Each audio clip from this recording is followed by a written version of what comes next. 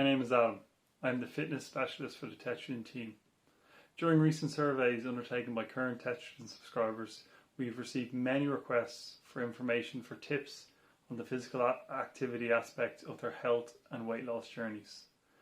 As Tetragen's fitness specialist, I will be posting weekly videos that will assist you with creating lifelong changes in your weight loss, health and fitness goals. In today's video, I will show you a number of stretches which target the main lower body muscles. I will go through examples and progressions to make it a simple process.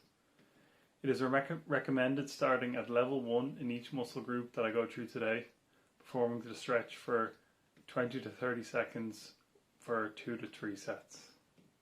Regular stretching can help increase your flexibility, which is essential for your overall health. Not only can improved flexibility help you perform everyday activities, but it aids in the delay of reduced mobility that can come with aging. Stretching on a regular basis can help you increase your range of motion in muscles and joints. Being able to move a joint through its full range of motion gives you more freedom of movement through exercise and life daily tasks. Improved blood circulation is another benefit of performing stretches on a regular basis. Improved circulation increases blood flow to your muscles, which can reduce muscle soreness caused from exercise.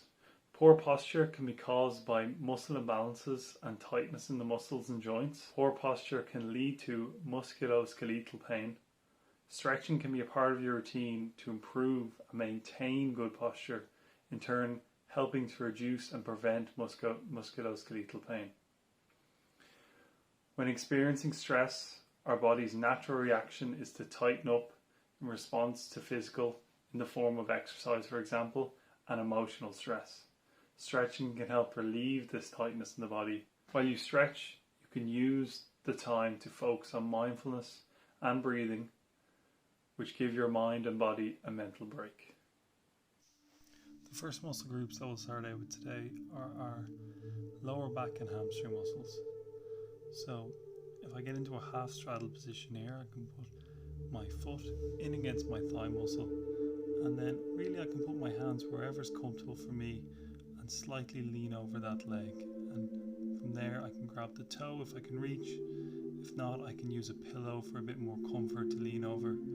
Whatever's comfortable for you, stick with that. A step up from that on level 2 would be our elevated straddle. So I can elevate my hips by sitting on a yoga block, a pillow, whatever you have available to you work with. And again, to make myself comfortable, I can lean on a pillow, and then I can get myself a little bit lower to the floor by leaning over again. As you progress, you will be able to get lower and lower to the floor, and then you will be able to move on to a full straddle. So a full straddle, I can get rid of that yoga block, assume my legs in that wide position. Again, I can start off by using my pillow to lean over. I'll feel a good stretch in my hamstrings and my lower back muscles, and I can just relax and take big breaths in that position. Eventually I'll be able to get rid of my pillow and just drop my elbows to the floor to get into a bit of a deeper stretch in that position. Our next muscle group we'll be working on will be our quadriceps and our hips, mostly our hip flexors here. So I'm in the single leg version. I can lie on the floor, again using a pillow to keep my head comfortable.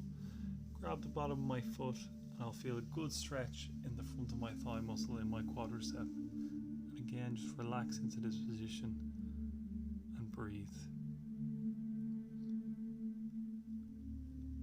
A double leg version I can do, which is a bit of a step up, would be our double quadricep stretch. So I can sit down on my ankles. I'll feel a small bit of a stretch in my ankles and a deep stretch. To make it a little easier for myself, I can elevate my hips using a block and a pillow as well here. So if you have a couple of pillows, make yourself as comfortable as you can. Start up high, and as you progress and your body gets used to the stretch, you can lower the level of elevation and get lower in deeper into that stretch. Our most difficult level for the quadriceps and hips will be our hip flexor stretch.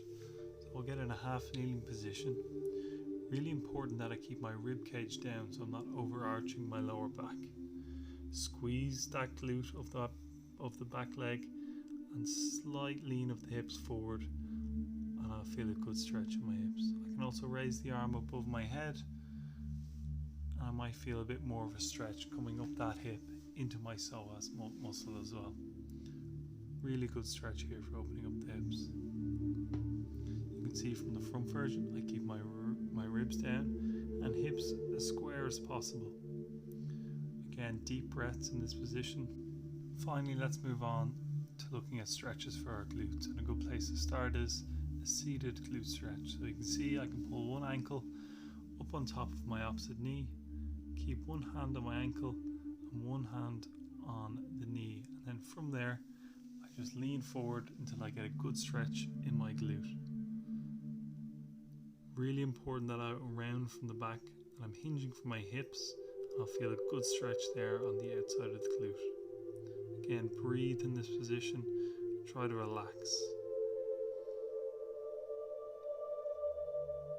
Up next we have our elevated pigeon stretch, again using my yoga block or a pillow or both here. I can elevate my hips and I can start with my leg bent and then lean over here. In this position, it's really important to make yourself comfortable. I can bring my foot further forward if I feel that stretch better, or I can move it back closer towards my opposite knee. This is really personal preference. As I get better at the stretch, I can drop my elbows towards the floor. Again, in this position, especially when you're in the deep position, really important to breathe and relax. And then finally, to progress this on even further, I can get rid of my elevation. And I can again just start in that position, finding where it's comfortable for that front leg before I lean over and get a bit deeper into the stretch. Again, I can move my ankle forward here to manipulate my knee angle, which might just make that stretch a little more comfortable for you and be able to feel it a little bit more.